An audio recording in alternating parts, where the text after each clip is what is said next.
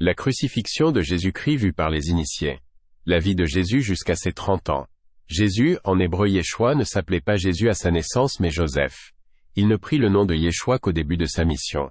Yeshua est le Yod, et Vaou, et, auquel on ajoute le son che, le shin hébreu, qui par sa puissance, met en mouvement les 4 éléments feu, air, eau et terre et en permet la manifestation.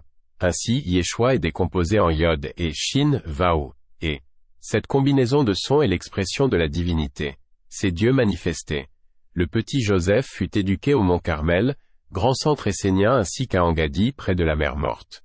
Dans la montagne du mont Carmel étaient construites des salles qui recevaient les enfants d'Esséniens et tout être désireux de s'approcher de la lumière de la tradition. Puis Joseph quitta le mont Carmel et partit au Tibet où fut connu sous le nom de Issa.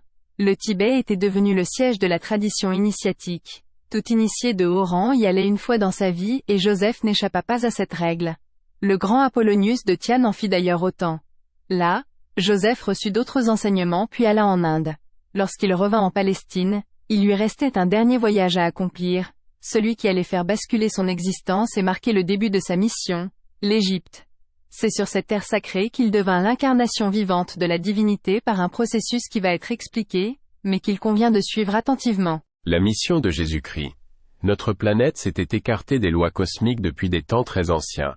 Les forces des ténèbres s'étaient emparées d'elle, et l'humanité, leur jouet favori, allait à sa perte. La flamme divine qui brûle en chaque être et qui constitue le noyau de la conscience, s'éteignait.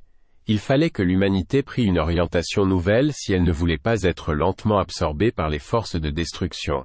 La rupture était déjà consommée avec la divinité. Cependant, pour que ce lien fût créé de nouveau, pour que l'énergie divine pût descendre concrètement jusqu'à nous, un support dense et capable de la véhiculer était nécessaire.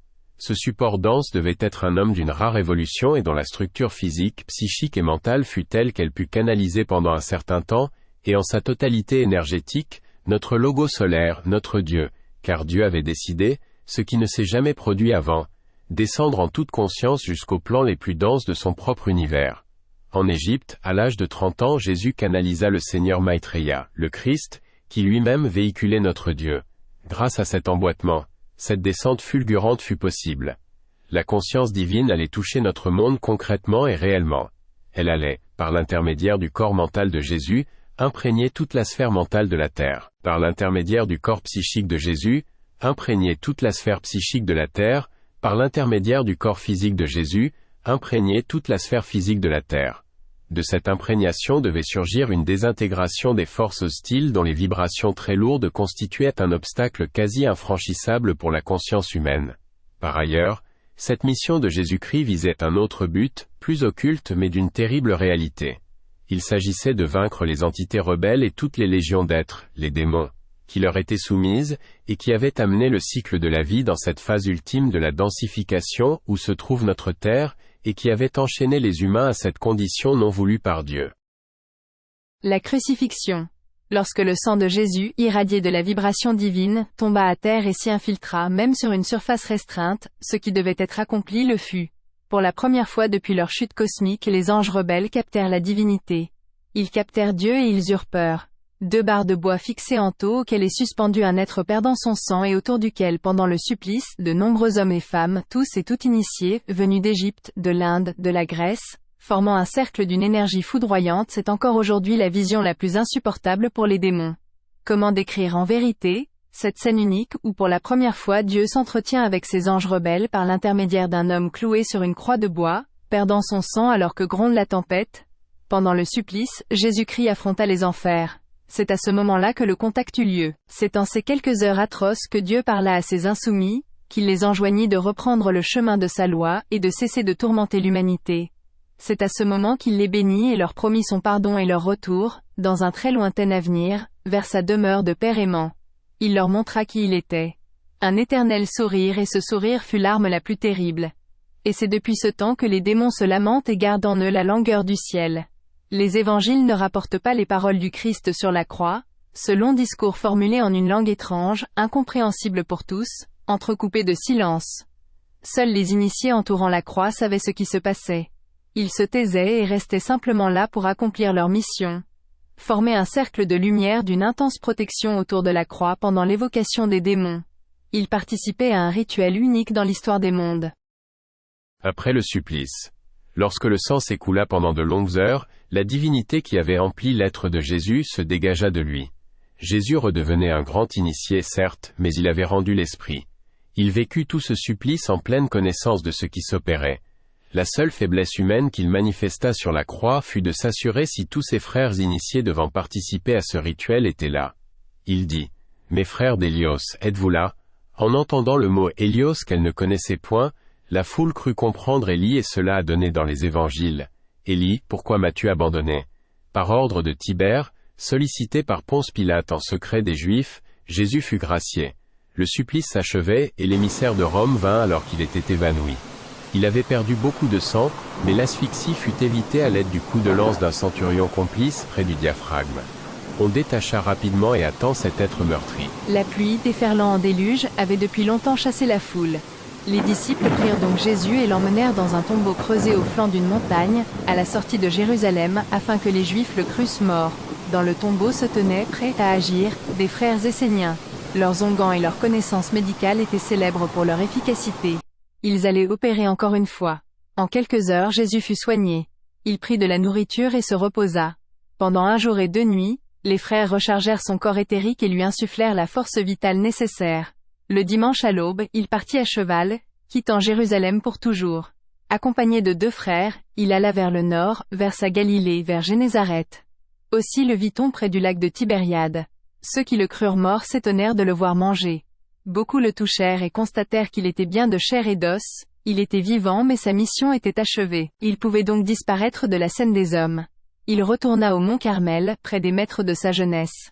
Lorsque la lourde dalle qui servait de porte d'entrée à l'école sacrée roula derrière lui, il disparut physiquement à jamais des yeux du monde. Une partie de ses disciples vint souvent s'instruire auprès de lui. Cependant, pour la majorité des hommes, il avait été crucifié, on l'avait revu après son supplice. Il était donc ressuscité et lorsque les évangiles furent compilés, quelques siècles après ces événements, le mythe était solidement enraciné. À un âge avancé, Jésus quitta son corps. Sa dépouille sacrée fut conservée en parfait état au mont Carmel pendant plusieurs siècles, puis les frères l'emmenèrent loin des troubles qui s'abattirent sur cette terre d'Orient et la placèrent en un lieu sûr. Son corps repose encore parmi nous, intact, et de génération en génération la garde est toujours montée près de lui. Description du portrait de Jésus. Il était d'une taille élevée par comparaison à celle des hommes de son époque. Son teint clair et ses cheveux châtains aux éclats roux, le distinguaient de la foule basanée qui l'environnait, et sa stature impressionnante révélait un corps solide et musclé.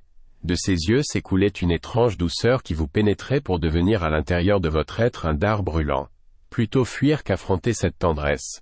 Elle était l'hameçon lancé dans vos brumes profondes qui hissaient au grand jour toute votre misère, votre servitude et votre errance liée à la condition humaine. Elle faisait tressaillir le cœur et en retour vous ne pouviez que partir ou pleurer. Et beaucoup parmi ceux qui l'approchaient pleuraient sans savoir pourquoi, simplement parce qu'ils avaient pris conscience de leur conscience. Si son cœur était plus suave que le miel, ses paroles pouvaient devenir un glaive. Sa vivacité et la fougue de son verbe contrastaient avec la paisible clarté de son regard. Quand il souriait, ce n'était pas l'expression mièvre que les siècles se plurent à lui accorder. En fait, il riait plus qu'il ne souriait et ce rire, plus efficace qu'un fouet, dissolvait le mensonge, les terreurs ou l'atonie. Souvent, lorsque la foule le pressait, on voyait son grand manteau bleu glisser de son épaule et découvrir la robe de lin blanc car il portait, comme nombreux de ses frères, cette chape à la couleur du ciel au soleil levant, ce bleu roi lumineux dont s'étaient recouverts, de génération en génération, tous ceux qui, comme à l'époque royale d'Atlantis, étaient prêtres de la divine mère, As. Isis, la déesse lointaine et si proche de nous. Nul qui le connut vraiment à cette époque ne peut, s'il s'en souvient, nier le ravage intérieur que suscita sa présence. On ne sortait pas indemne de ce bouleversement. Il engendrait l'amour sans accepter d'être aimé à la manière des hommes. Et pour qui ne savait dépasser pareille fascination, le cœur devenait une plaie vive. Mais ceux qui turent approcher la réalité de sa flamme furent emportés par cette incandescence libératrice, consumant le vieil homme, attisant leur propre feu, et cette ardeur, après tant de siècles, crépite encore, plus vivace que jamais. Jésus se réincarna plusieurs fois selon la loi de la perfection et du service. Aujourd'hui, avec un autre corps et un autre nom, il est encore incarné, au milieu de nous. Inutile cependant de parcourir les routes pour le retrouver physiquement, vous ne le reconnaîtriez pas. Mais si, dans l'antre de votre cœur, au plus profond de votre souffrance, vous pensez à lui, Cette simple pensée résonnera comme un cri et il ne manquera pas d'y répondre. The Tabernacle Choir and Orchestra at Temple Square present Handel's Messiah, conducted by Mac Wilberg. Featured soloists are Amanda Woodbury, soprano; Tamra Mumford, mezzo-soprano; Tyler Nelson, tenor; Tyler Simpson, bass;